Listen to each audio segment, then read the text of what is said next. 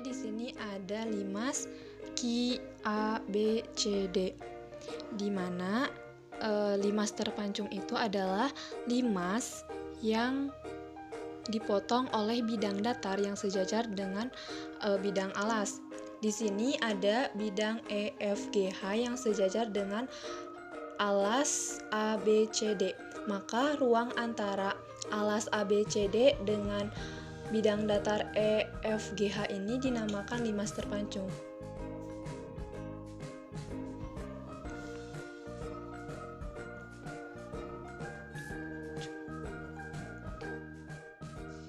Oke, di sini terdapat sebuah limas dengan alas A, B, C, D dan dengan bidang atasnya E, F, G, H. Jika limas ini dibagi dua bagian, maka akan mendapatkan dua buah limas terpancung miring atau bisa juga disebut dengan prisma miring. Yang pertama dari prisma miring A, B, C, D, G, F, di mana garis GF akan sama dengan KM. Kita bisa tulis ini kan bagian dari S2 atau bidang 2 dan ini dari sini S1. Maka dari A, K, garis AK dan garis DM ini akan sama atau kongruen. Kita bisa tulis dengan delta S. Ini juga S1 bidang 1 garis DF, ini kan garis bidang 2 atau disebut garis A. Maka KM juga akan sama dengan bidang 2 ini. Alas dari kedua prisma ini merupakan bagian dari trapesium KEFL. Alas dua prisma itu merupakan bagian dari trapesium KEFL dengan alas prisma bawah yaitu segitiga KFL. Maka luasnya adalah luas KFL adalah S1 dikali T tinggi. S1 dikali tinggi per 2. Dan luas prisma atas segitiga itu dengan alas segitiga KFE.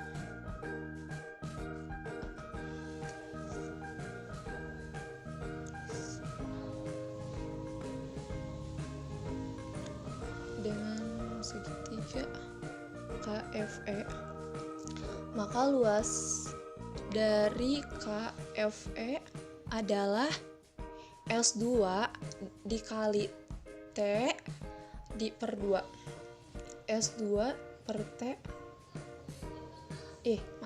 S2 dikali T per 2. Oke, selanjutnya kita mencari volume prisma bawah. Di sini sudah ada prisma bawah dengan A, B, C, D, dan GF. Atau bisa disebut dengan limas terpancung miring. Di sini limas ini akan dibagi menjadi 3 bagian seperti gambar di sini. Yang pertama sebuah limas prisma segitiga tegak. Prisma segitiga tegak dengan alas KFL dan T sebagai tingginya. Yang pertama segitiga prisma segitiga tegak dengan alas segitiga KFL dan T sama dengan tinggi. Maka volumenya yaitu sama dengan luas alas dikali tinggi. Maka luas alas yaitu luas alas KFL. Tadi kan sudah dibahas bahwa luas KFL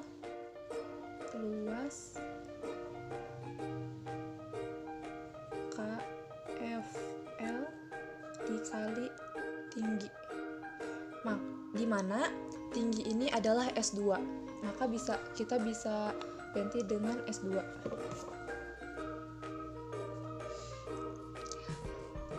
Tadi sudah dibuktikan bahwa luas KFL itu sama dengan luas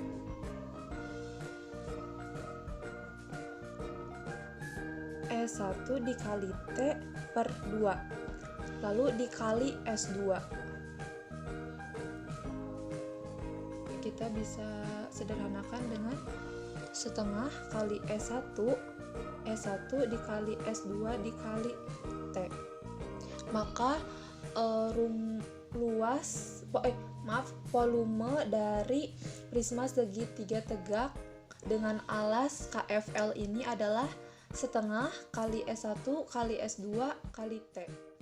Kemudian masih terdapat dua buah limas persegi panjang di bagian kanan dan kiri ini. Dan kedua limas ini adalah kongruen. Maka volumenya adalah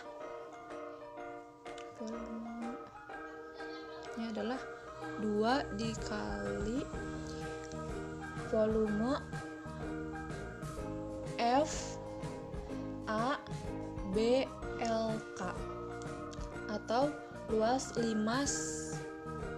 volume limas FABLK.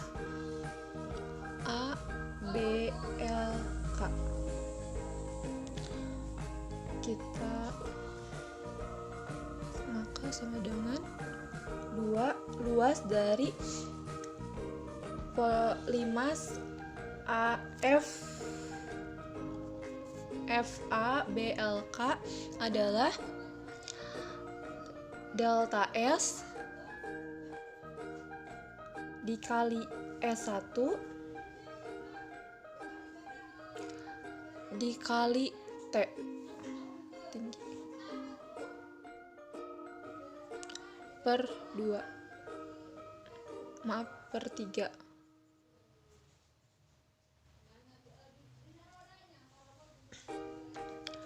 Kita bisa teruskan bahwa 2 dikali delta S ini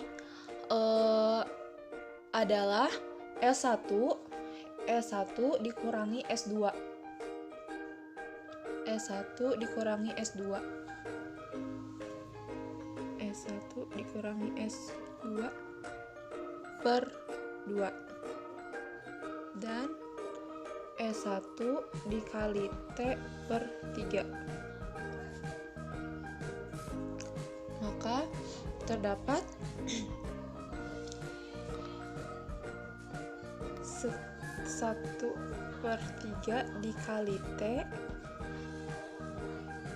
dikali S1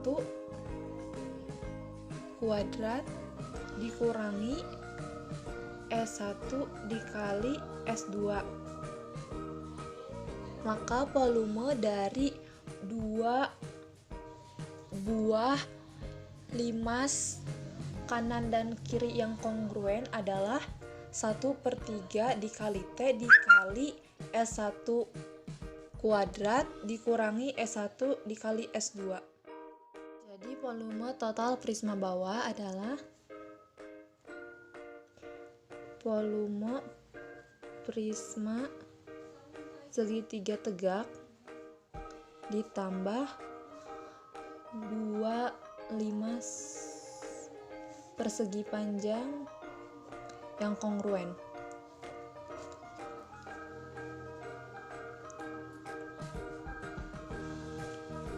Yaitu satu sama dengan setengah dikali S1 dikali S2 dikali T ditambah 1/3 dikali T dikali S1 kuadrat dikurangi S1 dikali S2, atau kita sederhanakan menjadi 1/3 dikali T dikali S1 kuadrat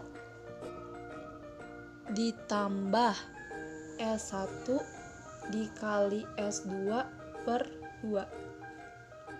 Jadi volume total prisma bawah adalah 1/3 dikali T dikali S1 kuadrat ditambah S1 dikali S2 per 2. Yang kedua adalah volume prisma atas. Limas terpancung miring ini atau prisma miring ini dipecah lagi menjadi 3 bagian. Yang pertama yaitu terdapat sebuah prisma segitiga tegak dengan alas KFE dan tingginya yaitu S2 atau T. Maka akan didapat volume yang pertama prisma segitiga tegak dengan volume sama dengan luas alas dikali tinggi. Luas alas dikali tinggi. Maka luas alasnya yaitu luas alas dari KFE dikali S2 sebagai tingginya. Sebelumnya kita telah mendapatkan luas dari KFE ini adalah S2 dikali T per 2 dikali S2. Kita bisa sederhanakan dengan atau bisa sederhanakan menjadi 1/2 dikali S2 per S2 kuadrat dikali T. Maka luas prisma segitiga tegak adalah setengah dikali S2 kuadrat dikali 2 limas segitiga yang kongruen, yaitu salah satunya limas A KFE. Limas A KFE dengan luas alasnya yaitu luas alas segitiga KFE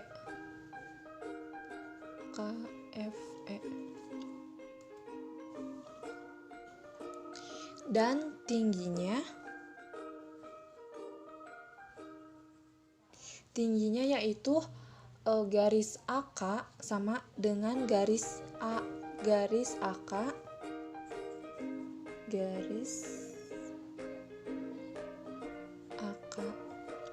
sama dengan delta S. Ini delta S sama dengan delta S. Maka volumenya yaitu volume dari 2 limas segitiga yang kongruen ini adalah dikali limas AKFE, yaitu dikali 2 dikali luas KFE dikali luas garis AK atau tinggi per 3.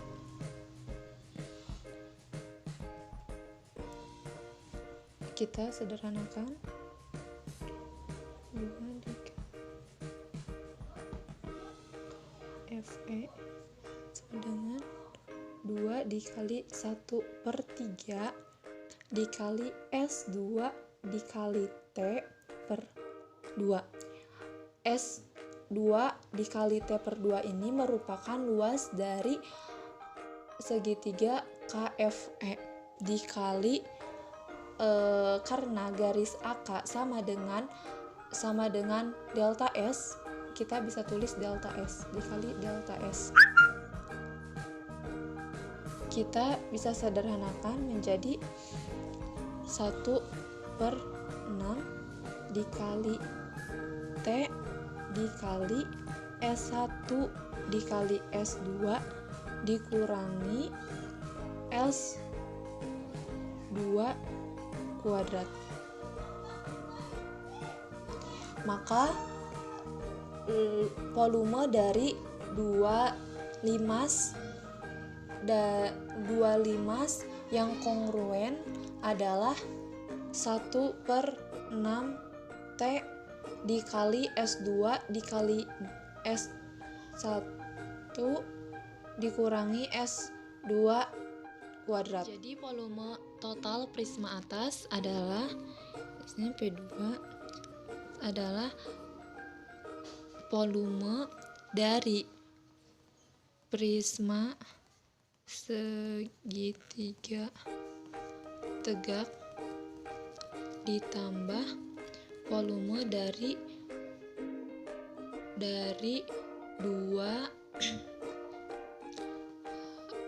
dua limas yang kongruen, yang salah satunya yaitu limas AKFE. 2 limas yaitu luas volume dari prisma segitiga tegak yaitu setengah dikali S2 kuadrat dikali T ditambah 2 volume limas yang kongruen yaitu 1/6 dikali T dikali S1 dikali S2 dikurangi S2 kuadrat. Kita bisa sederhanakan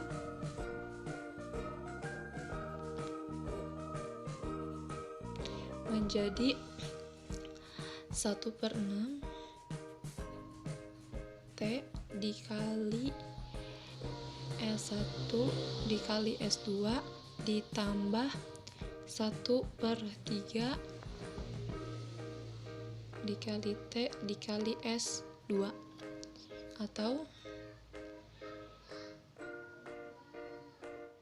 P kuadrat sama P2 1/3 dikali T dikali S2 kuadrat ditambah S1 dikali S2 per 2. Jadi volume total dari prisma miring atas adalah 1/3 T dikali S2 kuadrat ditambah S1 dikali S2. Jadi volume total dari kedua prisma atas dan prisma bawah didapatkan jadi P2 sama dengan P1 yaitu prisma miring bawah yaitu 1/3 T dikali S1 kuadrat ditambah S1 dikali S2 per 2 ditambah 1/3 T dikali S2 kuadrat ditambah S1 dikali S2 per 2. Maka 1 disederhanakan menjadi 1/3 T dikali S1 kuadrat ditambah S1 dikali S2 ditambah S2 kuadrat.